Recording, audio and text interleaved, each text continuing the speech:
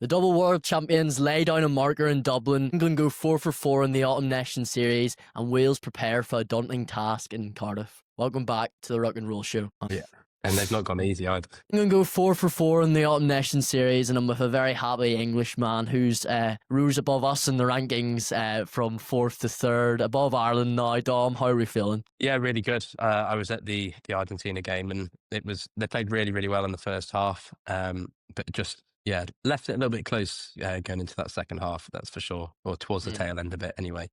But no, really, really solid performance. Max Vajomo stepping up to the plate, coming in, being called in last minute, and then just putting in the man of the match performance. And yeah, he was really top drawer and has given Borthwick something to think about when choosing his centre partnerships, that's for sure. Absolutely, and we'll get into that in a wee bit. But we're just coming through the show. We've got Ireland versus South Africa coming up first, and we'll go into that England-Argentina game. Now we'll go into Wales, New Zealand, France, Australia, Tonga versus Scotland, and Italy, Chile in the last full round of Culture Nation Series, and what a series it has been. And we've got one more fixture this weekend with Wales, South Africa, which we will cover as well before we move into the URC and the Prem rugby, which makes a glorious return this weekend before the European fixtures.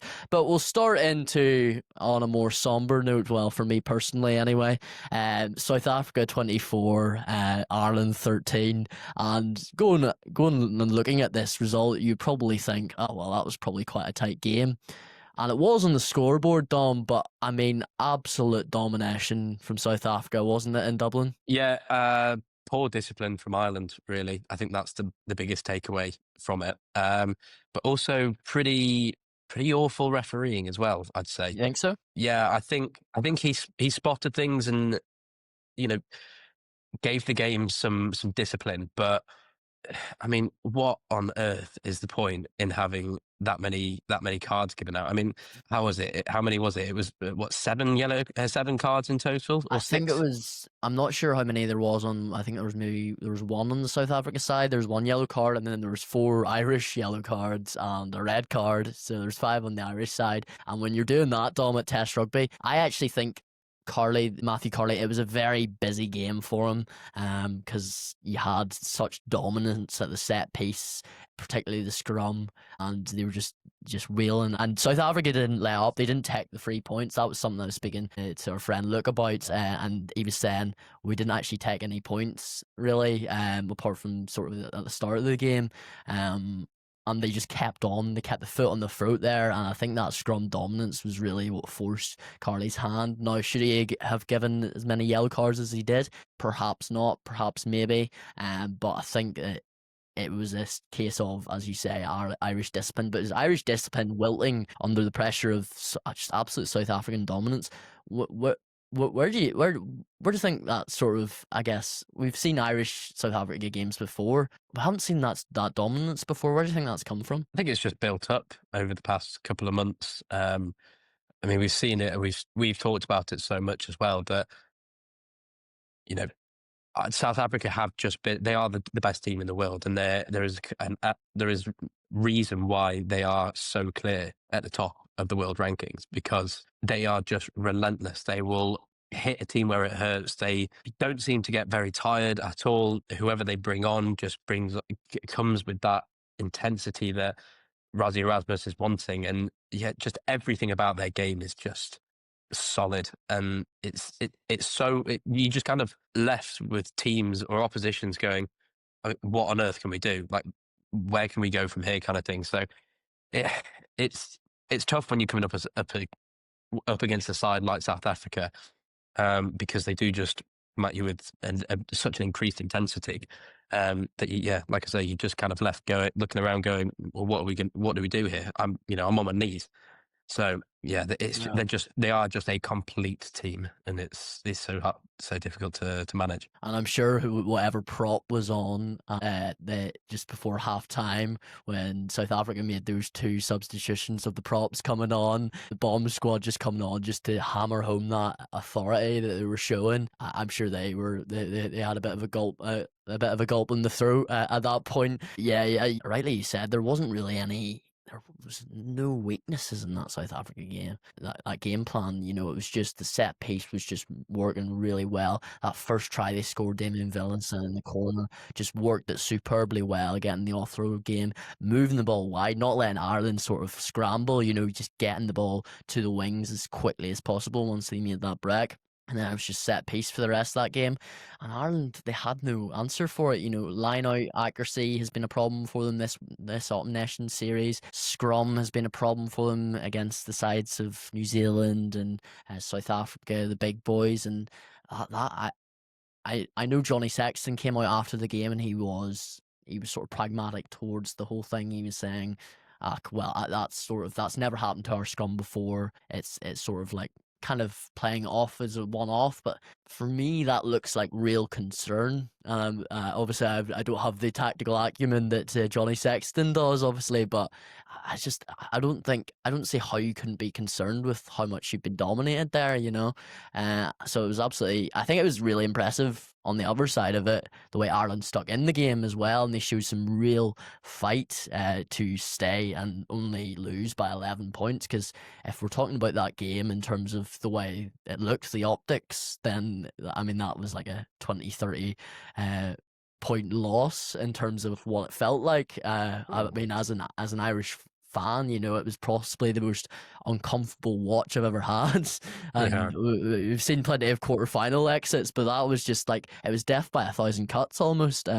So yeah, absolutely superb from the Springboks, and Ireland are sort of left there sort of thinking, right, well, we know what we definitely need to work on here before the World Cup. So do you think I'm being over dramatic there, or do you think that is sort of a big concern for Ireland? Yeah, I think the scrums are definitely. I think if you're looking at one weakness in each team, then you look at Ireland, you probably do go, yeah, scrum is where we need to put some significant time and energy into. I said it a couple of months ago when the Lions was going on. I don't think Andrew Porter is a strong enough scrummager to compete with the top, and he proved that at the weekend. He's not. He's just not up to that standard, and he was bullied by Vilko Low at the start of that first half. And yeah, I mean, you come up against two of the best tight heads in the world with Wilco Low and Thomas Toy, but you should be able to hold your own a little bit and not get to the point where you concede 4 scrum penalties and then get sent off for it. Like, it's so rare that you do get a prop be sent off because of how they're scrummage. So that's a personal thing that he'll need to work on for sure. And I think Paddy McCarthy, I was quite impressed with how he held his own and how he held his own in the previous fixtures as well for Ireland. Yeah, I think that elsewhere they are pretty all right. And the second rows they've got Ryan and Byrne, and you have McCarthy into that, and then Ian Prendergast as well. He done well this series. It's little things, and it's maybe a cohesion aspect as well, but it's not massive concern, but it's definitely something that Ireland will want to improve so they can go up to that next level and be like, right, we are still a top team in the world.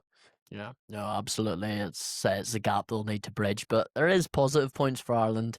Still, I think as you say, there's a lot of good positions that you've got there. But I think when you're looking at the World Cup 2 years from now, you're sort of thinking, not sure we're in as great a position as we were in 23 for that one, but I suppose we'll see how it goes with Ireland. But Andy Farrell's got sort of some, I'm sure he's got plenty of things to think about before the Six Nations rolls round. In terms of South Africa, can they be stopped? I know we're 2 years out from the World Cup. It's quite a long way away still, but where can you stop them? I don't think you can. I genuinely don't think they'll struggle to lose from now till the World Cup. And it would take something miraculous for it would basically be like half the team needs to get injured for them to not win the World Cup. I think the only thing that I think obviously some teams will put their absolute heart and soul into a game and will potentially turn them over. But I don't think it's just going to be a natural occurrence. It's not, you match up teams and whoever you put up against South Africa now, you'd be like, they're always going to win. But I think, yeah, it's going to take something seriously special, and maybe it'll be the final that it happens, or maybe it'll be someone that knocks them out. And then it's kind of like when England played New Zealand in the 2019 in the semi-final. They played their final against New Zealand, and then when it came up against South Africa in the final, they were just, they had no more to give. So yeah, I think a similar situation could happen, but I think more likely it's going to be that South Africa are just going to take the wind out of anybody's sails and do some real damage. Well, you mentioned England, and that is one team that is in a very hot vein of form. 10 out of 11 wins in 2025. Absolutely superb win against Argentina, and we'll move on to that one. 27-23. You mentioned at the start, Max Ijomo having an absolute stormer on his test debut. Absolutely superb from him. What did you make of the England performance when you sort of compare it to New Zealand the week before, and do you think there's any work-ons for England? I think obviously we had a few players missing. Obviously, no Freeman, no Roebuck. There was no Ollie Chatham hadn't been there, of course. So there was a few players who were missing from that initial. A couple of the performances where against New Zealand, for example, no Ollie Lawrence, of course. And then no Dingwall. So they were left a bit short in places, but I think they dealt with it really well. It's nice when you can watch a team plug gaps with different players and there not be much change in the performance or the intensity. So it was good from that standpoint. But yeah, just again really impressive. The bench, the bomb squad obviously did their job and were really impactful. And yeah, I think, as I say, Max Jomo and Henry Slade had I wouldn't say he had a quiet game, but he went very under the radar of having a very brilliant game. And obviously Ford as well, just top draw as always. So it's, yeah, just a very good performance once again. But I think, just let Argentina get a little bit too close in that second half. Yeah, well, you mentioned that in the second half in Argentina. You've seen it with the bench they picked. I mean, it's a prevailing theme, as we're seeing in this autumn, where players which, would be starters, your Tom Currys, your Santi Carrerases, they're starting on the bench and they're coming on. They're having such huge impacts on these games, and that's exactly what Santi Carreras did in that second half, didn't he? He was just changing the game after what he did against Scotland last week. How great he's been throughout the whole of 2025. Probably one of the best players in the world this year, in all honesty, when you look at his performances across the international fixture list. What do you think? What have you made of Argentina's autumn? So 2 wins out of 3, and then running England, a really strong England side, so close as well. I think their best performance was definitely against Scotland, because they were almost down and out. Like, I think every Scottish fan would have probably thought, yeah, we've got this in the bag now. What was it, 21 points up and cruising. But they're just a very strong outfit, and they're just not one that you can ever take for granted. I mean, when it comes to the World Cup draw, they're going to be in that first part. They're going to be one of the first names picked out, setting the standard for that group. And they're not a team to be. They're a team to be afraid of now.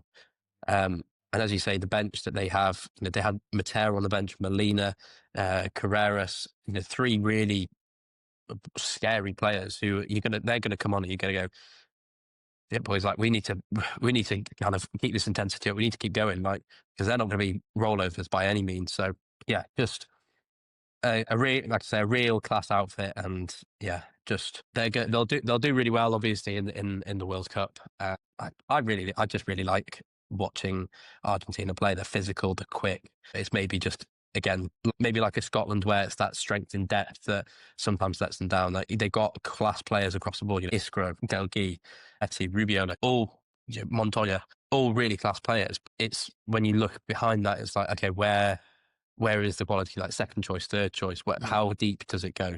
I think as well, Montoya, this might be his last World Cup, maybe. I know he's getting quite old. You never know, but yeah, they're a growing nation. Yeah. They're absolutely fantastic outfit, and they show so much heart. I mean, they really do. They stick in games which they shouldn't have a hope of winning, and they come through, and they've got so much athletic and technical ability. It's interesting you say that about Montoya and the depth point, and he made that exact point himself actually, where he was sort of saying, I think it was on the Love of Rugby podcast. It was pre the rugby championship, and he was saying we don't quite have like a really strong sort of group of players, but maybe when you look at the sort of wider squad and you look at, well, I suppose in terms of the player pool that they've got in total, it's maybe not of the same depth of a South Africa, of a New Zealand, of an England, and that's sort of where they do struggle, and it definitely is. But boy, can they play rugby, and boy, can they can be a danger to any side that they play. Honestly, can. So absolutely superb performance from them. We'll touch on a moment of which sparked a bit of fire after and during the game, which was the Tom Curry late hit on Juan Cruz Malia. How Juan Cruz Malia has ended up, after this hit, I think he's potentially done some serious damage to one of his ligaments. What was your view on this tackle, and is it being overplayed by the Argentinians, or are they rightful to be not as annoyed as they are? I understand the frustration, because I think if it had happened to England, if it had happened to Ireland, and you got a player that's left injured, you'd say, well, where's the justice kind of thing. But I think Argentina's head coach to kind of come out and complain about it as much as he did, and kind of start that scuffle with Curry in the tunnel. It's all of it unnecessary. And especially if you lose and you're then complaining about it, you're just kind of highlighting one moment in a game. It's like, was it that much of a defining moment? Potentially they could have, it was the position they were in and how Argentina charged down the field at the end of the game. It could have maybe swayed the result. But I think it's almost like whinging for the sake of whinging. Yeah, I think I don't mind when a player goes in for a tackle and they kind of know that they're not going to get there in time, but they commit to the tackle anyway, just to kind of put the mark on a player. Well, that's all that it seemed to be, Dom. Like I'm watching it, and I think he's just sort of followed through on the tackle there. I think it's maybe just the way he sort of just landed on him, just quite careless, maybe. Yeah, I mean, nobody would want to face a tackle from Tom Curry, let's be honest. But he's not going to go half-hearted into something like that. It's you compare it to the Premier Rugby final when Dan Cole chased down Finn Russell and charged down the kick, but tried to pull out, and then he got a yellow card for it. And Russell kind of was bumped off by an 135 kilo prop, but then kind of got back up and was fine. But yeah, it's when you're comparing it to something like that, it's like, it's still soft. I think rugby is a contact sport and all this, but just kind of just crack on with it. Like, just get on with it, what's going on. Like, yeah, he's put a late hit in. Yes, unfortunately, he's got injured, but 8 times out of 10, that tackle is not going to leave a player injured. Sorry. So yeah, I think it's just a bit of a farce and a bit of a, like I say, whinging for whinging's sake. Well, it's how it ended up in the injury, and that's where the anger comes from, really. But I'm definitely on the line of you, Dom. To be honest, I think it wasn't that bad. Or wasn't. I know it's ended up in a serious injury, but I don't think he's not come through. He's not hit him really hard. He sort of just followed through on the challenge. So for me, I don't subscribe to the view that he should be getting a lengthy ban of any sort. So yeah. But moving on to another huge fixture this weekend, it was Wales versus New Zealand. 52-26 to New Zealand in the end. We sort of had expected they'd turn up to Cardiff and they'd put quite a few points on Wales. Just where Wales are right now. But sort of thought with 50 minutes gone, Wales right in it. 3 points behind, 24-21. Sort of, what do you make of the Welsh effort on Saturday? I think it was admirable. It's for them to score 4 tries against New Zealand it's impressive. And when you compare how ropey they looked against Japan the week before, it's a massive step up. Maybe that's because, I don't know, maybe the pressure was off less because playing against Japan and beating them, it was like, okay, like they're a similar team to us. We have to win this. There is no doubt about it. But going up against New Zealand, they probably went, okay, lads, we're probably going to lose here, but let's just go out there, play our rugby, like put some points on the board, make sure we don't come away with like nothing on the board. But yeah, I think you'd be very, very pleased if you're Tandy, with how they've played. And yeah, that's just a, I don't think, yeah, if you're a Wales fan and you know the situation you've been in for the past few years, you're walking away from that going, do you know what, fair enough, we'll take it. And there was a couple of tries in there. It was you would have to take it as a Wales fan, because at the end of the day, they're just not in that place where they can compete with these teams. Like they can't. They simply don't have the players, and I think the way they fronted up in defence I know they conceded 52 points, and you're going to be like, Adam, you're talking about them fronting up in defence, they conceded 52 points. But you look at long spells in that game, especially at the start of the first half, or the start of the second half, rather, they're fronting up in the defence, they're holding the All Blacks out for as long as they did before, obviously, they score that try in the corner with Rico Ioane, and there's a couple other tries with the Ruben Love try and the Caleb Clark try when he sort of goes through three men very easily in the corner, and you're just like, for long periods of the game, the defensive sets for Wales were very, very strong, and they were getting up and they were making it hard for the All Blacks, and they were really fronting up really well. I think it is just that sort of that level above that New Zealand are, where they can sustain that through a whole game, or the majority of a game, or a team like Wales, it's struggled to sustain that intensity and keep repelling those All Blacks attacks. I thought in attack, Dan Edwards has been absolute revelation for Wales this autumn. He's been superb for them, especially last week against Japan and getting that win. You know, and he's been running the attack. They've been really getting some good go forward. They've been getting balls out to the wings. Tom Rogers and Louis Rees-Zammit having really strong games. Rogers scoring that hat trick, the first ever Welshman to score a hat trick against the All Blacks.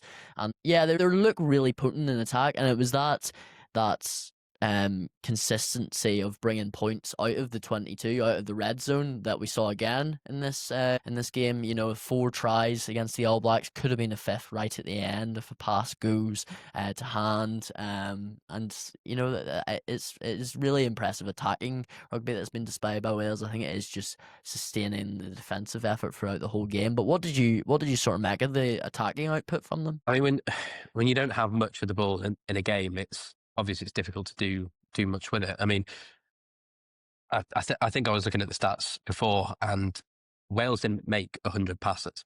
They didn't have the chance to really go at them, and maybe that was the game plan, just kind of get over the game line rather than shipping it out too far, and to try to win the physical battle a bit in some senses. But yeah, I think they can walk away with their heads held high and proud of what they achieved in that game. Like you say, Tom Rogers, the first Welshman to score a hat-trick against New Zealand, is an incredible feat. And it's good that you've got all your tries coming from your wingers, means that they can finish off. Like, as you said, Dan Edwards has been a revelation and has been a brilliant... He'll have that 10 shirt for the next few years. And a lot of these players will have the shirt that they wore against New Zealand for a while. I thought, obviously, Blair Murray, another one, Llewellyn as well. So they're now starting to find players slipping into position and staying there. And they need to do that with a couple more places as well. But then they can build from the bottom and get that depth in their squad, and have players who, you know, can come in and, like I was saying about England, players who can come into the squad and the intensity and the ability not change too much. So yeah, I think just Welsh fans will be proud. Where the Welsh team will be proud. And yeah, just it's another step in the right direction for sure for Cymru. Yeah, absolutely superb. And I'll be going to that game they've got in South Africa on Saturday. I've managed to get myself a bit of an internship, so I'll be able to attend that one in the media box. So we're very excited about that. But yeah, that'll be a huge one again for them this weekend. They'll be missing all their English Premiership players, unfortunately, which is a huge loss for them, losing the likes of Louis Rees-Zammit, Daft Jenkins, and co. So they'll have to really, really, really push the levels up even higher this Yeah. weekend. But moving on to another big game for Le Bleu, who managed to put the Australians to the sword eventually in this game in the Saturday night fixture. 48 points to 33. This was just harem scarum, just attacking rugby. The defence on either side wasn't particularly great, but it was an absolute joy to watch, to be honest with you. Yeah. What did you make of this one, and sort of what the or the consequences, I suppose, are for both sides, and what they'll sort of learn from this fixture? It was kind of the classic Australia we'd seen around the summer, in that they come out absolutely firing in the first half, and really put France in a difficult position, and kind of almost scared them into playing some bit more. Well, they definitely put some fear into France's way of thinking, because they just came out firing, and it was, as you say, it was defence from both sides that was probably the major highlights. Um, I think obviously France had just got the quality, and I think that's what it came down to at the end of the day. And it was a very complete performance by the French in an attacking sense. I think they're so dangerous going forwards, and it's hard to stop a team when they are going full tilt like that. I mean, obviously, I know that South Africa stopped them, but they're a bit of an anomaly in all of this, really. But I think it was just a really good game to watch, very entertaining, and that's what people like to see when, as a rugby fan, watching 82 points go in, or 81 points, sorry, it's always a joy to see a point a minute, really. Yeah, it is absolutely. Yeah, it was a superb game to watch for sure. I thought it's two teams that thrive on chaos. Really, Yeah. they love the ball just when it's in an open play. They've got real speedsters on either side. And you saw that with Jorgensen going one direction and Louis Bielbiarreg on the other. It's just absolute joy to watch. Is there any concerns? We'll touch on Australia in a bit, but is there any concerns for France in terms of the amount of points that they're shipping? I mean, you look at they shipped a couple of tries to Fiji last week, obviously 30 odd points against South Africa, which I think most teams will probably concede. And then another sort of 33 against Australia. Is there any concern in the defence and Sean Edwards? Yeah, I think so. I think that's definitely an area for them, as we were saying about Ireland with their scrum. It's definitely the area for France that they will need to work on. Um, Australia didn't have a lot of entries into the 22, I didn't think, but for them to concede, 33 points, as you say, it's like, Well, yeah, well, two of those tries were scored. One of them was Angus Bell from outside the yeah, 22, a marauding prop. Just yeah, going, that was absolutely super to watch, especially when he's coming to Belfast to play for Ulster in a wee bit. And then it was the Jorgensen try, which is sort of length of the field. So unbelievable, yeah. yeah. Yeah, I think it's defence. It's because, but line breaks are something that you obviously try and minimise, but there's something going wrong if you have got a line break. It's different if you're camped on your own try line and someone kind of comes in through sheer power. But if you're consistently having line breaks against you, then that's something that you're going to look at and go, well, hang on a minute, how is that happening? But Angus Bell made the same amount of line breaks as Teddy Ramos, as Louis Villarreal. So, when you've got a prop that's doing it, it's like, well, come on, lads, like, it's something we've got to fix up here a little bit. So, yeah, I think that's, as we both alluded to, defence is the area for France that they'll definitely want to tighten up going forward, because when they come up against the Six Nations in the winter, start of spring, it's going to be a long campaign for them if they're just leaking left, right, and centre. Yeah, well, it's a fascinating watch, really, when you talk about the Six Nations and moving forward, because you've got two sides in England and France, really, who you'd imagine that's probably going to come down to, just the way Ireland are sort of faltering a little bit at the minute. Probably Ireland will eventually they will come into the reckoning for that for sure. But I think there's the two sides in France and England who are on the best form. So yeah, it'll be very interesting to see how those two sides face off in Le Crunch when they play each other and in the Six Nations. But in terms of an Australian 2025, this is the end of a very long season for the Australians. It started all those months ago, back when we we started season 3. Even it was the Mm. Fiji game, I believe, very tight victory that they had. And ever since then, it's been those 3 Lions tests, high octane games as they always are. And it was straight into the rugby championship, and then they've gone and had the amount of fixtures, 5 fixtures in the Autumn Nation series as well. So it's been a heavy one for Australia, and they've been in camp for a very, very long time, sort of in and out of camp very quickly for a long time. How do you assess their 2025 and what has been a huge year for them, really? Yeah, I think, as you say, when we look back at the start of season 3 of the Ruck and Roll, we were all kind of saying that Australia are an up and coming. They're a revamped side. They're coming back into their own a little bit. They're still not at the top level, but now you then compare it to where they are now, and the results that they've eked out. A win against New Zealand, a win against South Africa. Some. Oh no, they didn't beat New Zealand, did they? But anyway, they put out some really good results, and even the result that they got against the Lions, it was amazing, and they've just gone from strength to strength. They've had a couple of blips here and there, but you're not a real side if you're not having your blips, kind of thing. So I think they've got to be so proud to look back 6 months ago from where they were to where they are now, and it's just massive strides that they've made. And coming into 2026 as well, there's a couple of players who might be making that switch back from league to union, which will strengthen them even further. And talking about Yeah, that Mark strength. Mark Narkotwase.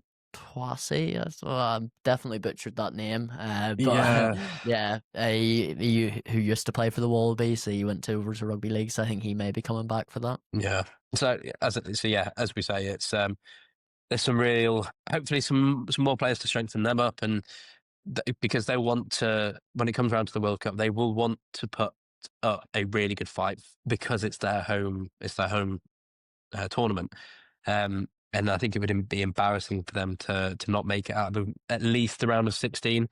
To make it to a semi-final, I think they would be so proud of. But yeah, they definitely got to at least make it to the quarterfinals. That's for sure. I think there's it's sort of hard, I think, for Australia when you look at the squad, that they don't have the squad of players. It's a bit like Wales, but to a lesser extent because they have better quality than Wales. Don't have the quality to sort of, I guess, be up there and beat these big sides, like England are on a regular level.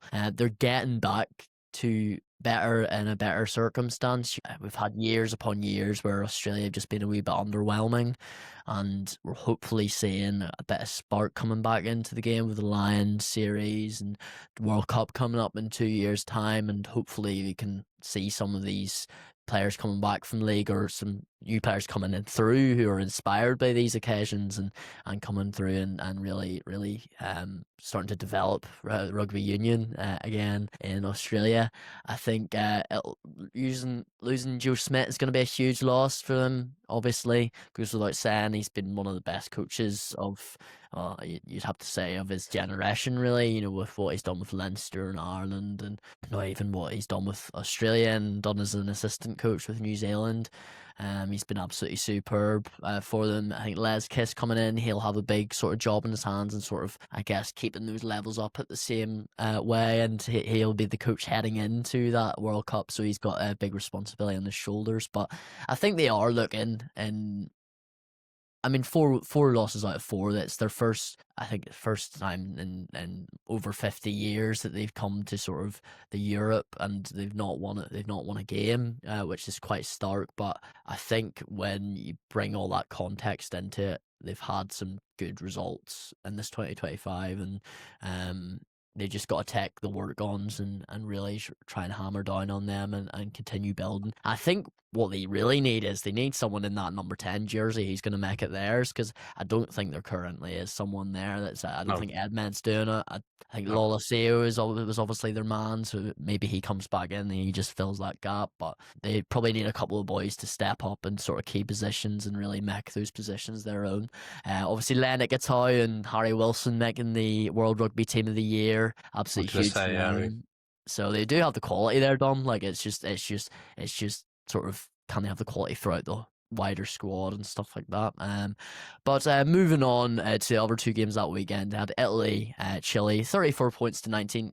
Good result for Chile. This one, 34 points to 19 is not too bad for them. Traveling towards the tier one nation, they did quite well for themselves. And then there's that Scotland Tonga game, 56 points to nil. I don't think there was ever going to be a scenario where we were gonna be impressed by Scotland this weekend, but I think they did as well as they probably could have done against a Tonga side, which we knew they should have beaten. It was a lovely moment at the end where they all sort of sat down in a huddle and took a knee, and that was really nice. But bit of a disappointing one for Scotland, wasn't it? This autumn, Dom? Yeah, I think obviously we spoke last week that the pressure is on Gregor Townsend at the minute, and I think had that result gone much differently, he would have potentially been staring at down the barrel of a gun.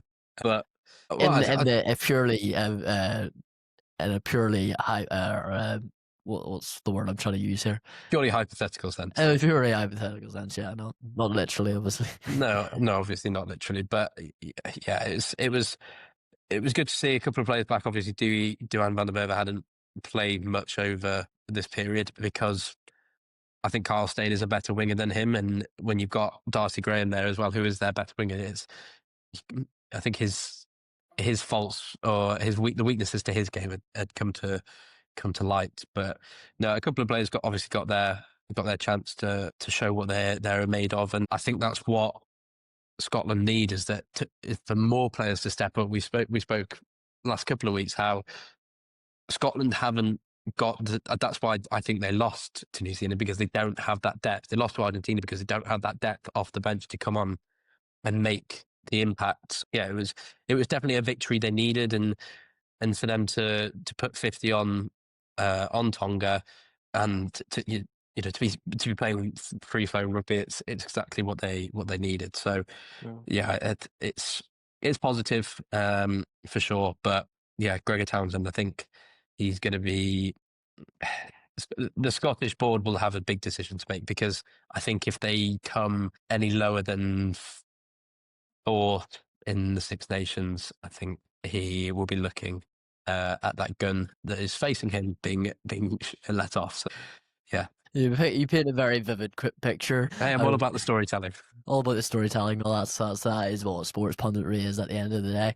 Exactly. Yeah, Scotland. You see, I sort of disagree, Dom. I've sort of thought about it since we talked about it the other week there about Scotland not having strength and depth. I actually think they're not too bad. They've got a lot of really, like, you look at the team they put out. That was a bit of a second stream ting, not ting. And you had Fergus Burke, who's the Saracens 10. He's their backup 10. You also have Adam Hastings as well in there. You've got Rory Hutchinson and Hugh Jones for that 13 shirt. Onisu Pilotu at that 12. Obviously, Hutchinson can come in and play 12 for McDowell as well. I think Scotland have got better depth than they've ever had, really.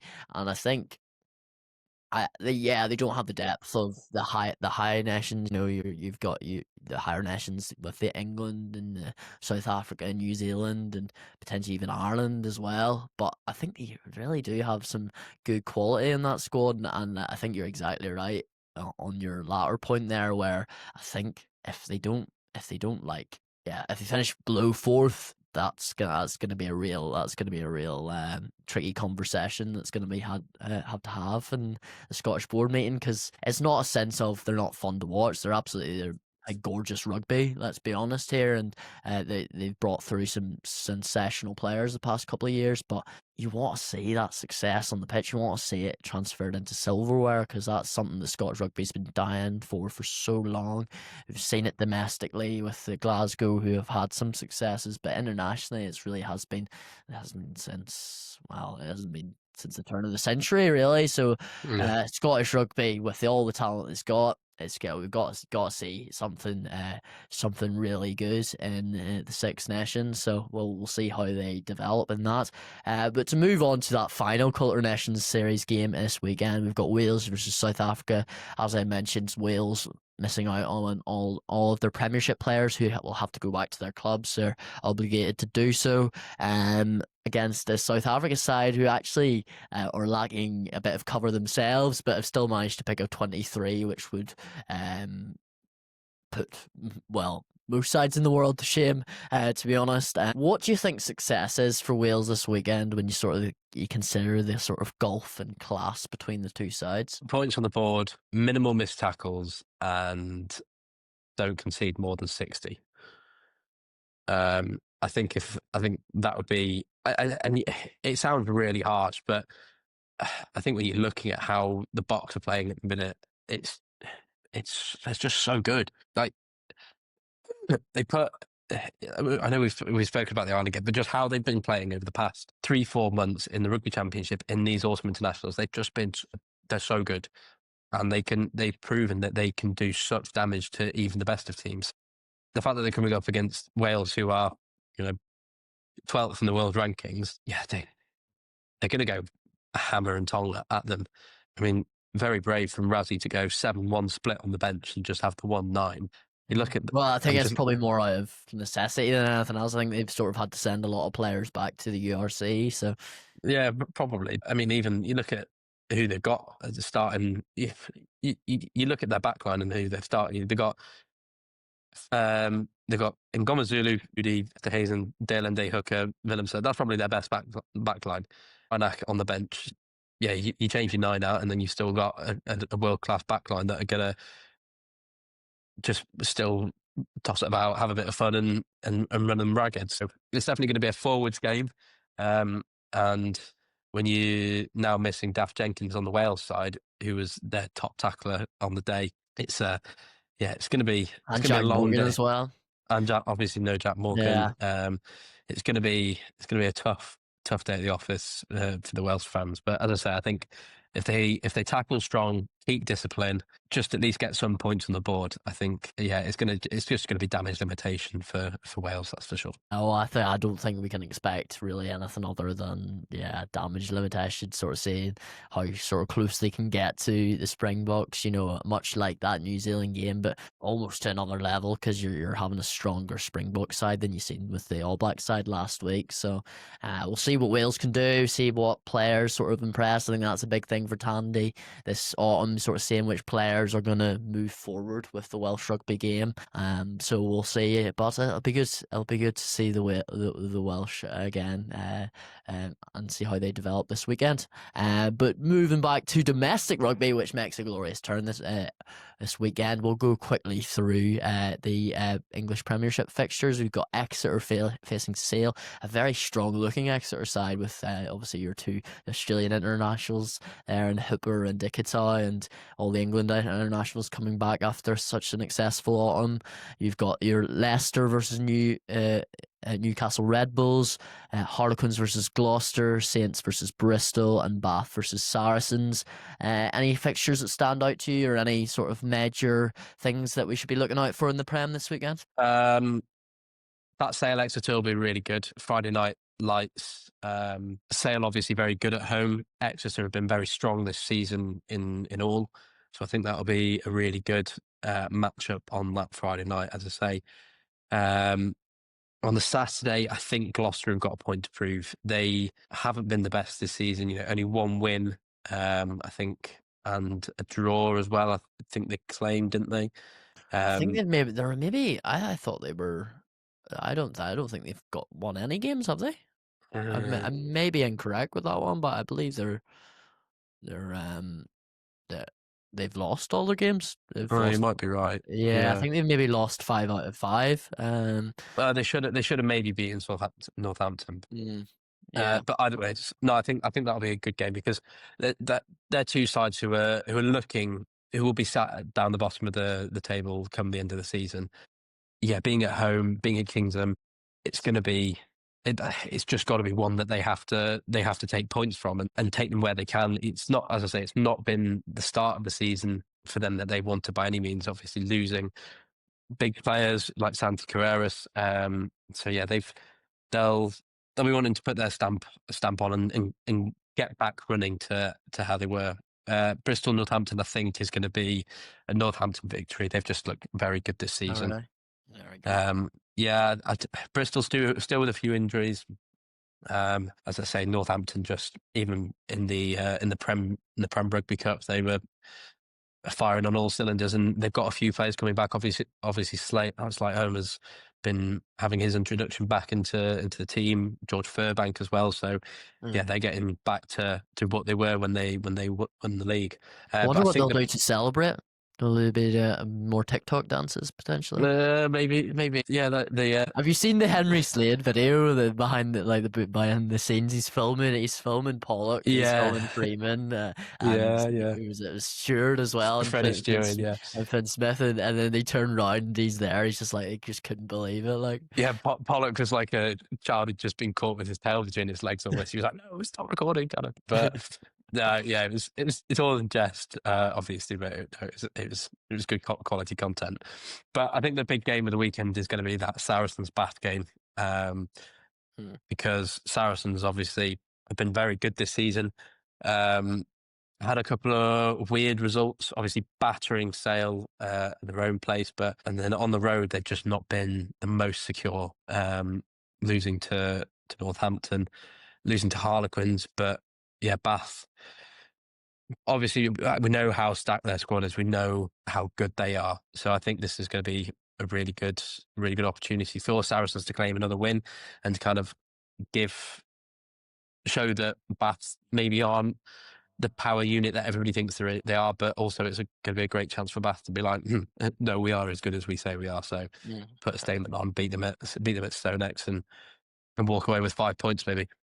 Yeah, well, that would be a huge statement if they were to do so, because I don't think any team likes going to the Stonex this season. It's been quite a strong fortress again for Saris.